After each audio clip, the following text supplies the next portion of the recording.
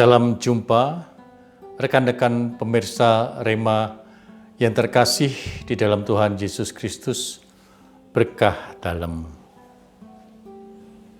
Hari ini tanggal 20 Agustus tahun 2024, berjumpa kembali dengan saya Romo Yosef Cuk Prastyo MSF dalam acara Rema dengan tema Hati Masih Tertinggal Walau Aktivitas Sudah Melaju.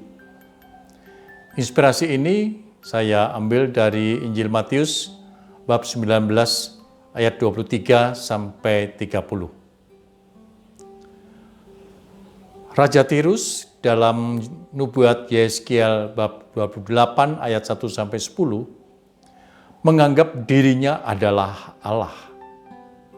Bahkan dengan sombongnya dia mengatakan, "Aku ini Allah." Jangankan menjadi Allah seperti Raja Tirus, sebab untuk masuk ke dalam kerajaan Allah harus melalui jalan atau pintu yang sempit. Bandingkan apa yang dikatakan di dalam Injil Matius. Yesus bersabda kepada para murid-Nya, "Sungguh sukar sekali bagi orang kaya untuk masuk dalam kerajaan surga. Lebih mudah seekor unta masuk ke dalam lubang jarum daripada seorang kaya masuk dalam kerajaan surga." Apa maksudnya? Pintu sempit berarti pintu yang tidak banyak dipilih orang. Orang banyak lebih memilih pintu yang lebar. Orang tidak mau berdesak-desakan. Pintu yang sempit menggambarkan bahwa seseorang yang mau melewatinya, maka harus melepaskan hal-hal yang kurang penting. Misalnya, melepaskan segala hal keduniawian dan juga kesombongan kita. Yang harus kita bawa adalah hanya Tuhan semesta alam.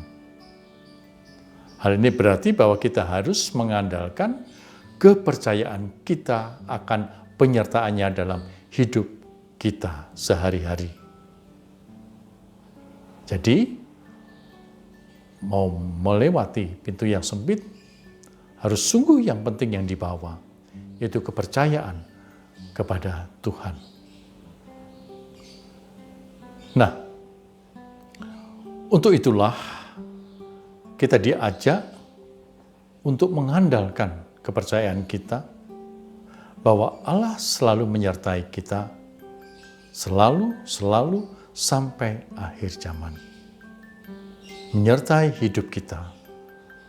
Paus Pius ke-10 telah mendapatkan segalanya, tanda petik, berkat sikap lepas bebas yang dihidupinya. Jadi, dia memang di tengah-tengah dunia, tetapi dia tidak depend on tergantung pada barang-barang duniawi itu, tetapi dia percaya akan penyertaan Allah. Inilah yang dihidupi Paus Pius ke-10, sehingga dia mendapatkan segalanya. Nah, para murid menjadi gempar. Lalu mereka berpikir, siapa yang dapat diselamatkan? Siapa yang bisa masuk dalam kerajaan surga?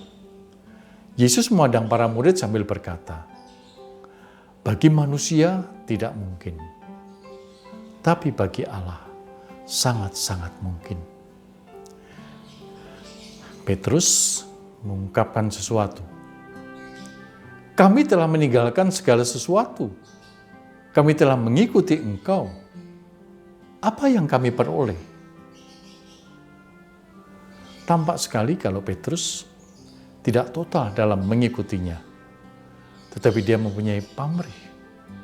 Apa yang akan diperolehnya setelah dia meninggalkan segala sesuatu, mengikuti Kristus. Petrus berpikir bahwa ia akan mendapat sesuatu setelah ia meninggalkan saudara-saudari, bapaknya, ibunya, anak-anaknya, atau ladangnya di dunia ini. Ternyata Yesus menyatakan hal yang berbeda. Mereka meninggalkan saudara-saudara, saudari-saudari, bapak, ibu, dan anak-anaknya, serta ladangnya, akan menerima kembali 100 kali lipat dan akan memperoleh kehidupan kekal. Banyak orang yang terdahulu akan menjadi yang terakhir, dan yang terakhir akan menjadi yang terdahulu. Kita lihat sikap Petrus, nampak ada sikap kesombongan, yaitu dengan sudah meninggalkan semuanya. Aku telah meninggalkan semuanya. Di sini Petrus menampakkan sikap sombong terhadap Tuhan. Dan kemudian ditanggapi oleh Yesus bahwa pembalasan bukanlah di bumi ini, tetapi pada saat penciptaan kembali. Maksudnya adalah pada saat akhir zaman, di mana manusia akan mengalami penghakiman dari Tuhan atas segala perbuatan yang telah dilakukannya, yang ditebar, dituai. Maka kita lihat sikap sombong yang diungkapkan Petrus ini, sikap sombong terhadap Tuhan, bahwa ia telah meninggalkan segala-galanya. Lalu apa yang akan kuperoleh? Mestinya tidak demikian. Nah, sikap seperti Petrus ini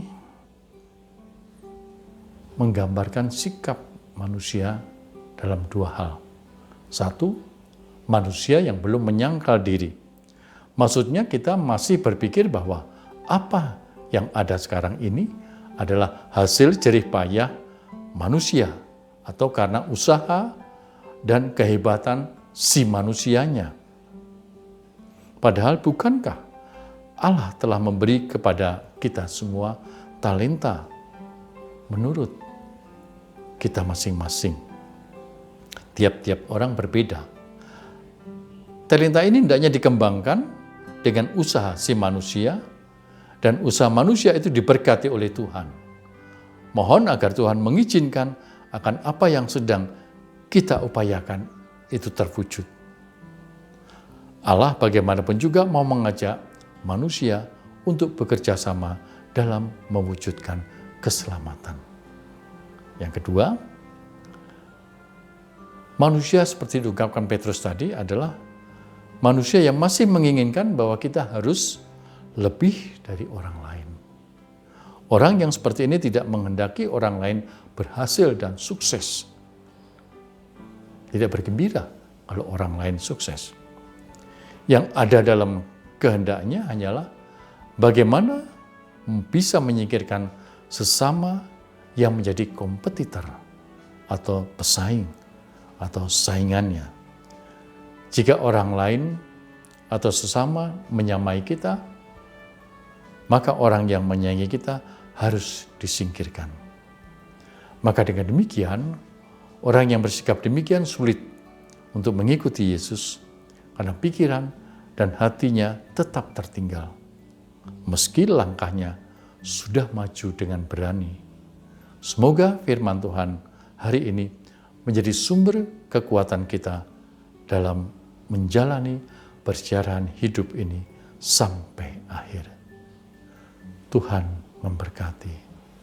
Dalam nama Bapa dan Putra dan Roh Kudus. Amin.